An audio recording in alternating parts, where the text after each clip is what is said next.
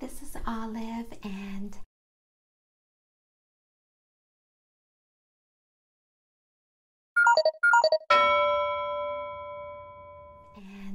again, I read this next book, the second book of Samuel, over the course of 2 days. So this is actually 2 days combined into one. But it's interesting to hear about this story because it talks about David and how he behaves as a king.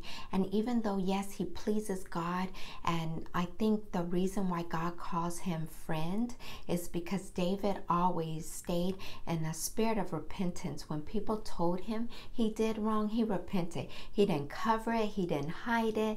He didn't project that on someone else, nor did he avoid it or ignore it, you know, or become so arrogant in it like his predecessor did.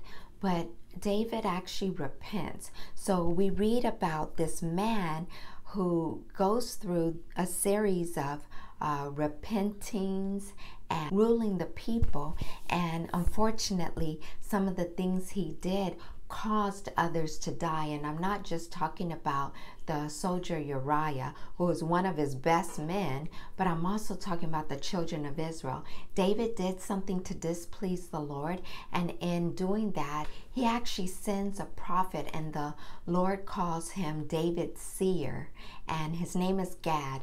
And his seer, which is the proper name and term and definition for a prophet during biblical times, his seer was given a word from God after David displeased him, and God said, because you have done this thing against me, I'm going to give you 3 options of how you want your consequence or your punishment to be. And I thought that was interesting. I mean, how many of us growing up, we were doing something wrong and we lived with our families, and our parents actually gave us a choice of our punishment. We can either have the switch or the belt, or some other thing taken away from us for a month.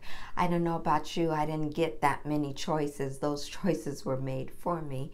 But it's interesting that God actually gives David a choice of how he wants to receive the punishment, and all of them seem just more enormous than the other. And one dealt with 3 months of turmoil, the other 3 weeks of pestilence, and the other 3 days of annihilation.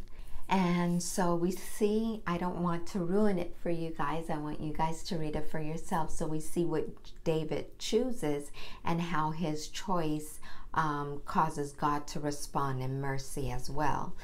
So that book is really interesting. I definitely suggest reading it and gaining some insight for yourself. So let me know what you're doing in this faith and beauty journey and how it's doing for you. And I will see you in the next video. Bye. Now have put together all that information in a very beautiful, pretty ebook.